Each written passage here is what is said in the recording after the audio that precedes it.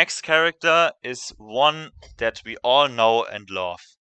It's the best brother of them all, Luigi.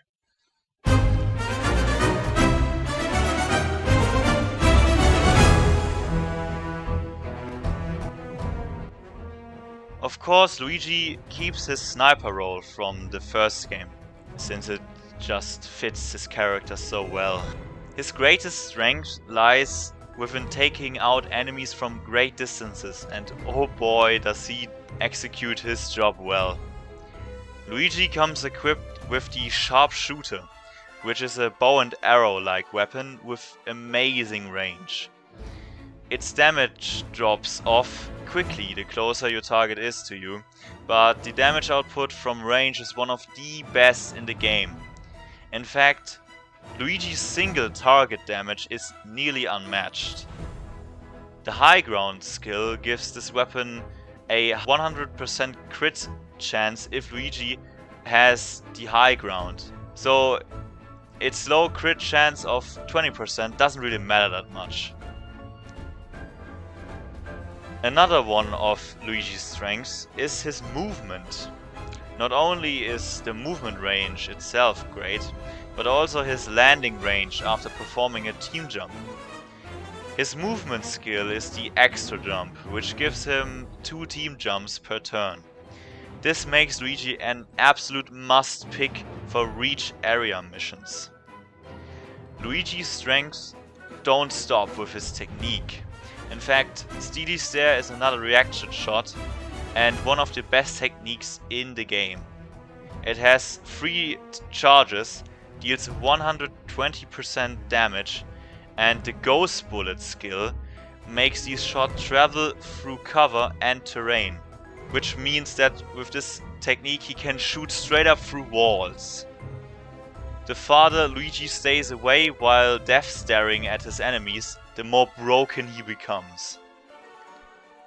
Just like in the first game, Luigi is one of the best characters in this game.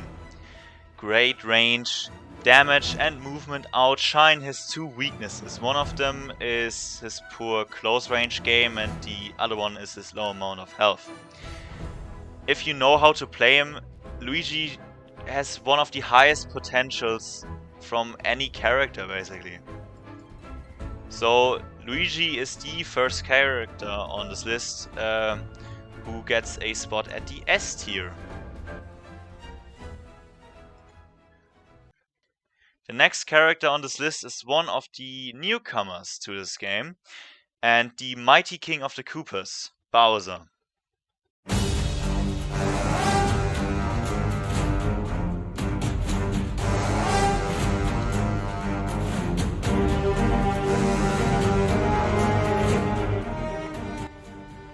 Bowser is a character that focuses on area of effect damage and summoning minions.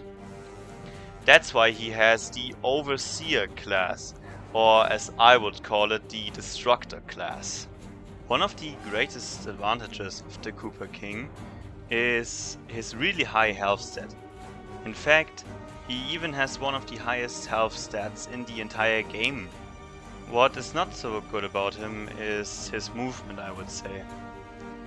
When you play him, you'll notice that it's really difficult for him to get around the map and that he needs a lot of help from other characters. His movement skill though is very useful.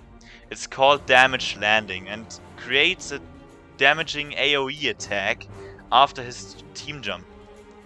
His weapon is the Bazooka, which is by the way an excellent name. It's a giant rocket launcher which also deals AoE damage and has the ability to instantly destroy cover. The damage and crit rates are quite underwhelming though.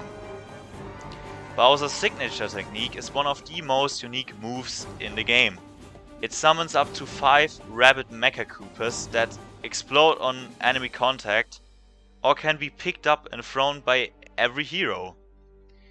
Though not only is the damage output of them pretty bad, they also destroy your own cover very quickly if you use them up close. The skill that makes them deal fire damage doesn't really save them, in my opinion at least, since the fire element is very risky to use. What they are good for is being a distraction for enemies, which means that the enemies are more likely to attack the Mecha Coopers instead of you, and sometimes they even hurt themselves in the process. So it's more of a defensive tool, I would say. Bowser is a character that was really difficult for me to rank. His technique is pretty cool, but kind of mediocre sometimes, as well as his damage, and his movement can be a real pain in the ass sometimes. So as sad as it is, I will put Bowser in the C tier. I wouldn't use Bowser as my main damage dealer, but more like someone who clears the path for the main damage dealers, since he can create huge explosions which destroy cover and hit groups of enemies, and he's also good for tanking hits for your lower health characters like Luigi and adding a lot of little minions to the board. It's really great for him to be playable again, and it really gives me memories from Mario and Luigi Bowser's Inside Story.